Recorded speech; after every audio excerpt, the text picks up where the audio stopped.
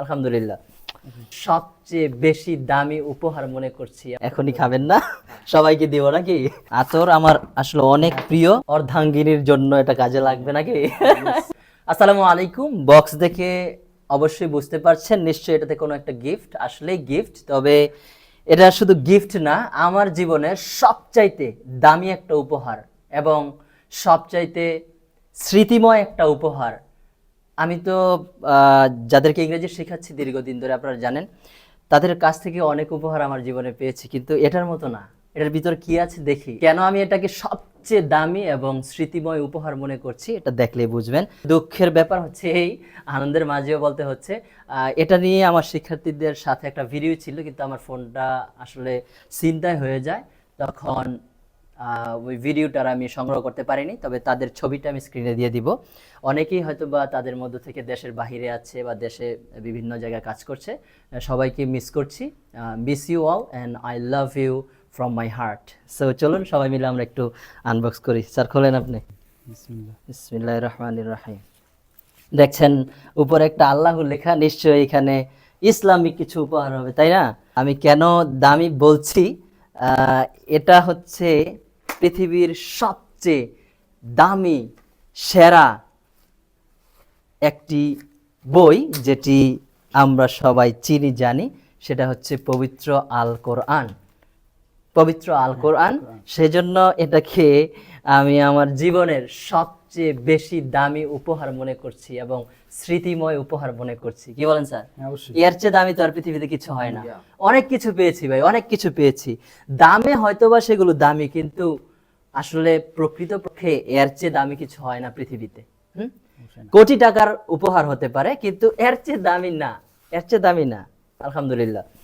তারপর দেখি কি আছে। সো এখানে তসবি আছে, আছে সবার জন্য কিছু খাবার হয়তো বা, হ্যাঁ, চকলেট। এটা কি পাঞ্জাবি? পাঞ্জাবি কিনা দেখছি। এখনই খাবেন না, হ্যাঁ, এখনই খাবেন না, সবাইকে দিব নাকি? আচ্ছা, এটা পাঞ্জাবি না, এটা একটা স্কার্ফ দেখা যায়। হ্যাঁ, ও নামাজ পড়ার জন্য। হ্যাঁ, এই তো, ওই তো, হ্যাঁ, যাক, হ্যাঁ, স্কার্ফ দিয়েছে আমার অর্ধাঙ্গিনীর জন্য, এটা কাজে লাগবে নাকি? সব প্যাকেজ আর কি, যে সবকিছু মিলে। আবার এখানে হাত মোজা দিয়েছে মেয়েদের। আছে সুরমা, সুরমাদানি, যেটা চোখে আমরা দেই। আতর নিশ্চয়ই, তাই না? আতর আমার আসলে অনেক প্রিয়, আতর অনেক প্রিয়, আমি অনেক আতর ব্যবহার করি। এটাও কি আতর? হ্যাঁ, না, হ্যাঁ, আতর সুরমা। হ্যাঁ, এটাও আতর, একটু ভিন্ন ধরনের। 5 ওয়াক্ত নামাজের মধ্যে প্রতিদিনই কাজে লাগে একটা জায়নামাজ আছে, একটা মেসওয়াক। এটাও একটা সেরা উপহার এবং এটা খুব দামি একটা জিনিস, যেটা আসলে আমরা হাদিস থেকেও শুনি যে এটা যদি আমল করতে পারে নিয়মিত, তাহলে মৃত্যুর সময় তার কালেমা নসিব হয়, তাই নয় কি? যদি ভুল না করি আমি। সো মেসওয়াক আমাদের সবারই ব্যবহার করা আসলে উচিত, শুধু আমার না। আমরা কিন্তু পকেটে অনেক বড় বড় ধরনের জিনিস রাখি, সেটা ফোন হোক, তারপরে কলম হোক, অনেক কিছু রাখি। তো এটাও কিন্তু কলমের মতো আমরা পকেটে রাখতে পারি। স্যার কেমন লাগলো এই জিনিসগুলো? আসলে আমি কি ভুল বললাম যে আসলেই যে দামি উপহার, তাই না? এর চেয়ে তো আর কোনো দামি কিছু হয় না, তাই না? সো সবার প্রতি আমি কৃতজ্ঞ, যারা এই গিফটটি আমার জন্য দিয়েছিলেন। তারা যদিও আমার সামনে এখন নেই, সবার জন্য শুভকামনা। অনেকেই হয়তো বা দেখবেন। আসলে গিফট মানুষ কখন করে? যখন কারো উপর কেউ সন্তুষ্ট থাকে। তো আমরা ইংলিশ শেখাচ্ছি, এটা যখন মানুষ আসলে মন থেকে ফিল করে যে না, এখানে আসার পর আমরা যেটা চেয়েছিলাম এটা পাচ্ছি, কারণ টাকা দিয়েই তো তারা কোর্স করছে।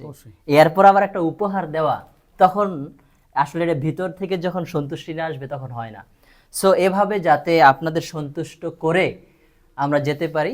তো আপনারাও যে স্বপ্ন নিয়ে আমাদের কাছে আসেন ইংলিশটা শেখার জন্য, এবং যারা উপহারটি দিয়েছেন সবার জন্যই একটা কথা, যার যার জায়গা থেকে যে স্বপ্ন নিয়ে ইংলিশটা শিখছেন, তার তার জায়গা থেকে যাতে ইংলিশটাকে কাজে লাগিয়ে সফল হতে পারেন, সেটা স্টাডি অ্যাব্রড হোক, জবের জন্য হোক, জবের প্রমোশনের জন্য হোক, অথবা কমিউনিকেশন স্কিল হোক। সো এই দোয়াই করছি, আমাদের জন্য দোয়া করবেন, এভাবে যাতে আমরা সব সময় আপনাদের জন্য কাজ করে যেতে পারি।